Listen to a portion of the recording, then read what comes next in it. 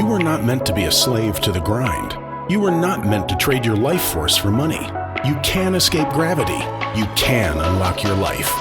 You got this. Let's go. Hello and welcome to Unlock Your Life. I'm your host, Jennings Smith. Guys, there was a dude in the deal room. This was about a year ago, and he put a deal under contract. It was a 50-unit deal. He was super excited about it, had a couple partners. They found it. They submitted to the underwriting call. All the numbers looked good, and they put it under contract.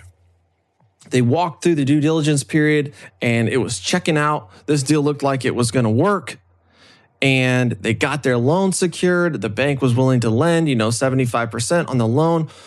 All they needed to do was raise that down payment. All they needed to do was get that cash in the bank, and bam, they're buying a cash flowing apartment with a value add component that they could make money with. And guys, this was his first deal. He had a couple duplexes and single family homes, but this was his first big boy deal, big boy apartment deal. He's going to close a 50 unit, change his family's life, change the trajectory of where he's going, get his first portfolio started, and he's off to the races. And so I'm watching this unfold in the deal room, and I'm super excited for him. I'm happy for him. I'm like, wow, this is great. This is great. Well, after they get through their due diligence period, then they start to raise the capital. So they started a little bit late. And a week goes by, and one of the partners flakes out. He's like, you know what? I was going to be in the deal, and I was going to raise capital, but I'm out for whatever reason. I don't know the details on why he flaked out. Second dude, he raises a little bit of money, but not much. And my friend in the deal room, let's just call him Tim, he's struggling, right? The money's not coming in. He's getting a lot of no's from investors. And at the end of the day, they're a week away from closing and the money is not raised. What do they do? What do you do if this is you in this situation? You're talking about working really hard for a long time, broker relationships, underwriting tons and tons of failed deals that never go anywhere. Now you finally got something. It's under contract. You got the bank loan. You passed the due diligence. Everything's looking good. And now you're 7 days away from the entire thing collapsing. What do you do? Tell you another story. This is my sister, Crystal. If you were at a conference, you heard this story, but she's looking for deals. She's submitted 45 offers. She's cold called countless brokers and owners, making offers. Nothing's working. She finally gets somebody who's interested. It's a 24 unit, and he's willing to seller finance the down payment. We can get a bank loan and buy this with no money down and no investors. Great, awesome scenario. Good price, good rents. It's full. Let's go. We put it under contract, but in the inspection period, we send somebody out there, and these things are on crawl spaces. And he goes under the crawl space, and all of these crawl spaces are like termite infested. There's mold, there's rot. It looks like we're going to have to pull out all the subfloor, all the floor joists. It's going to add hundreds of thousands of dollars to the rehab budget, which he had not underwritten. And that deal falls apart. That deal terminates. That deal dies. Maybe not quite as heartbreaking as a 50 unit, but still heartbreaking nonetheless. And this is also her first deal, trying to get the first one going, trying to believe that all this stuff that I'm telling her and her colleagues are getting success, that it works and that she can do it, that she can do it herself, that it works for her specifically. These are heavy things. These are waves of the ocean crashing over us. I want you to think about a time in your life where you had something that was going to change your life, or an opportunity, something great, and it just turned into ashes in your hand. How do you react in those situations? Because let me tell you, they are going to happen. It is inevitable, especially if you're doing big things, it's going to happen. And when you get to that juncture, there's a split in the road, right? You can take one path to the left, you can take one path to the right. The path to the left, well, that leads back to where you've been. That leads back, you know what? Let me just stick with my safe job. You know what? For me, let me just keep on running my construction company. That's what I know. Yes, it's not fun anymore for me. Yes, it's not exciting. Yes, I'm never going to build generational wealth, but it works. I know it works. I've done it. Let me keep doing that. And you know what? I'm going to have to give up on my dreams. I'm just going to have to give up on some of my dreams. I'm not going to be able to buy my wife that vacation house in Florida. I'm not going to be able to take my kids over to Europe for a month. I'm not going to have autonomy over my life and be able to dictate my time and my schedule. I'm still going to have to be beholden as almost a slave to my clients and their whims and their wishes. I'm just going to have to give up on that. That's the path. Now, it doesn't sound like that at the time. Because what we tell ourselves is, oh, yeah, that was BS. That didn't work. You know what? I always knew that wasn't ever going to work. Why did I even try? I just wasted all this time and effort. I'm just going to go back to the tried and true. That's what it sounds like. But what it really is giving up on your dreams. Because you had a dream. You wanted to be a creator. You wanted to make a change. You knew you could do better. You tried, you failed, and you go back. So what does the other path look like? If you don't want to take that path off to the left, what does the path to the right look like? And how do you make that decision and stay on that path? Because let me tell you, it ain't easy, especially when you're at that fork in the road and you just got punched in the face. I look at people, and 95% of people, they take that road off to the left. They go back. They go back to the tried and true. They go back to the safe. They go back to what's comfortable now, even though they know in the back of their mind it's going to become very, very painful later. But it's comfortable now. It's safe now, so let me go back there.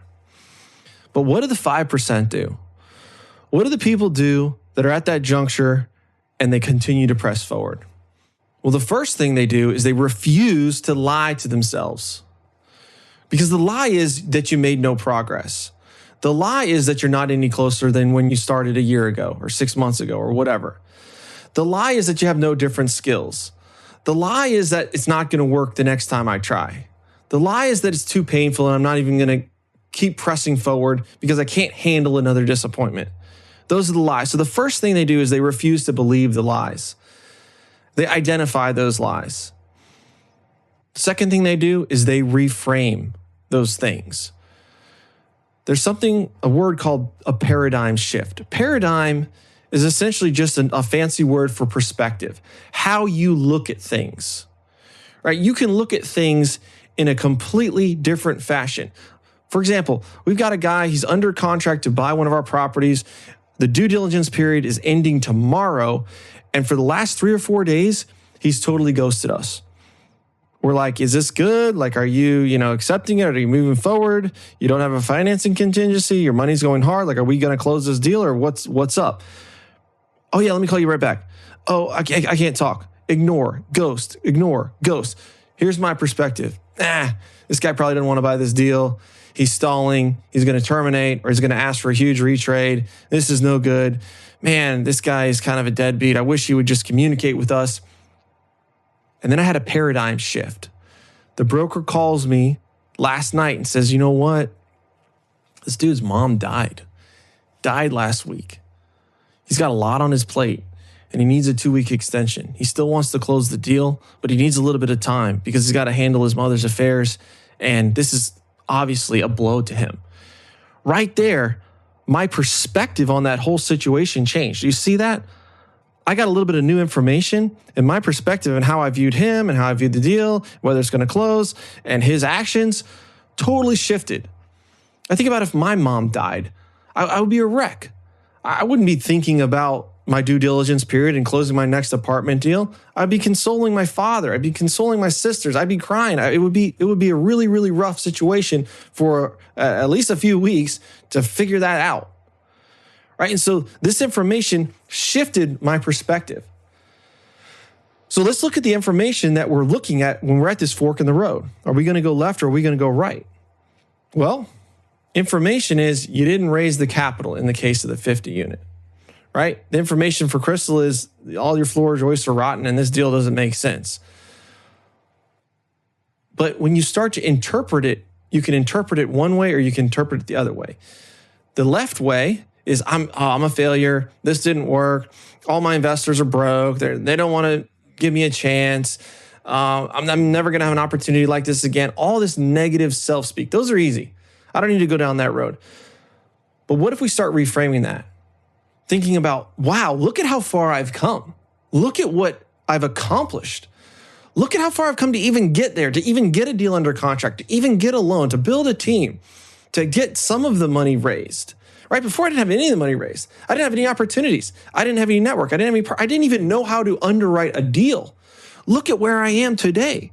Am I back at square one? Absolutely not. That is a lie. That's not the truth. And I'm not going to believe that because that doesn't serve me. Also thinking about, man, maybe my pitch wasn't right. Maybe my pitch should have been crafted in a different way. Maybe I didn't understand the psychology of the investors and that's why they were telling me no. You know what? I don't know everything around the corner. Maybe this wasn't a good deal. Maybe the sewer pipes were rotted out and I didn't catch it in my due diligence and something was going to happen with this deal and God's protecting me from walking into, a hornet's nest. Right? That's how I'm going to choose to view that deal. And I'm also thinking about, man, maybe I should have started raising the capital as soon as I got it under contract. I could have put together like an executive summary. I could have talked to twice as many people. I wouldn't have run out of time. Maybe I could have picked a better partner when this other partner flaked out. I know I'm not going to work with him again. So there's another piece of the equation I've gotten to place. Maybe I should have attracted another capital raiser quicker. Maybe I should have given a better equity split to the investors. There's all sorts of things and feedback you can take from this situation to say, this is going to make me better so that next time I can avoid that. Because as much training and learning, etc., as you do, there is no substitute for walking through these valleys, seeing these problems in real time and pivoting. And you get feedback very quickly on what works and what doesn't. And if you take that feedback and say, okay, I'm going to adjust, I'm going to adapt, I'm going to do it a little differently next time, then you're going to get better, right? And now you're not starting from square one. You're starting at square 9. And all you got to do is get to square 10. But from the outside looking in, kind of looks like you're back at square one, right? Nobody gives accolades for failed deals. Nobody's posting on social media, yeah, I couldn't raise the money. I didn't get this deal across the table. We got this thing under contract, but the floor joists were all rotted out, so we terminated. Like, that isn't a tangible win that people see and can quantify. But there's a lot of tangible wins that happen to get to that place, right? So if you reframe your perspective, you reframe your paradigm shift of what good happened out of this, what am I going to build on with that? That is how you take the turn to the right. That's how you take the path. Because I have seen time and time again, people that are right at the precipice, they're about to take off on that hockey stick of growth, and they either quit or they take one more step. They take one more stab at it and they bust through that ceiling. There's a guy in the deal room, he's been in the deal room for three and a half years.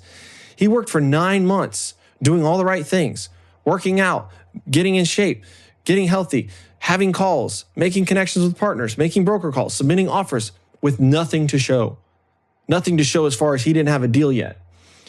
And I called him. I said, dude, you're doing all the right things. You're right there. Stay the course. It's going to happen. The next month, he closes his first deal. Now, fast forward 3 years later, he's got a bigger portfolio than I do. He's crushing it. He's totally changed his life, totally changed the trajectory of where he was going. And he said to me about a year after I called him, he's like, dude, you don't know how much that phone call meant. I was this close to giving up, saying this doesn't work. I can't do it. It's too hard. But I pressed on because I believed you and I believed in myself and I knew I could do this. So I want to circle back because just yesterday, Tim, the 50-unit example guy, he just posted that he closed a 79-unit apartment complex. Major congrats, right? He took that beat down and he took that decision where he was at the fork in the road. Am I going to go back to my old life or am I going to press forward, building on what I've already built? He kept on going. He licked his wounds. I'm sure he was down for a little bit, but he picked himself up. He found another partnership. He found another deal. They got the loan. They got the capital raised this time, and they got the deal closed. And who knows? Maybe this is a far better deal. Maybe by closing that 50 unit prior, he would have never done this deal. He wouldn't have been focused on it. I don't know. We'll just have to see how the future unfolds. But the fact is, when it got hard, he took a right turn instead of a left turn back to the circle, back to his old life, back to his old ways, settling, giving up on his dreams. So maybe you're there. Oh, and Leslie, Crystal goes back to the 24-unit person, says, hey, this deal isn't going to work. We got to terminate. Well, hey, I got a 42-unit. It's in the next town over. You want to look at that? Boom. Same situation. He finances the down payment. She closes the deal. 3 years later, sells it for a $900,000 profit. Amazing coup. Awesome deal. Changed her life because she kept pressing forward one more time, one more step, one more try, one more offer. So if you're at this juncture, maybe you just got hit in the mouth. Maybe something just fell apart. Maybe you're not even to that point yet. You're just still struggling, trying to get that first thing going. I want you to start insulating yourself and thinking about how far you've come. Thinking about how every call you make makes you more proficient and confident. How every investor no gets you closer to the next investor yes. How every pitch you make helps you craft your next pitch even better. These are the types of things that you got to rely on so that you're going to be able to trust yourself that when the going gets tough and things get hard and it's not fun and it's painful, it's embarrassing, that you're going to soldier on and keep going because you know what lies ahead.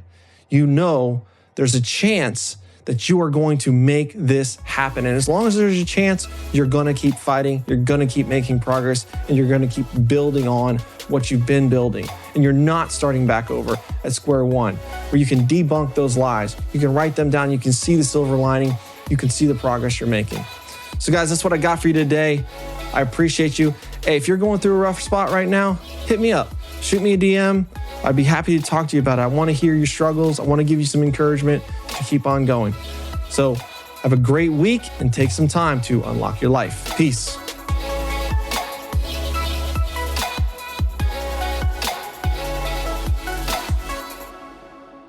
This is thepodcastfactory.com.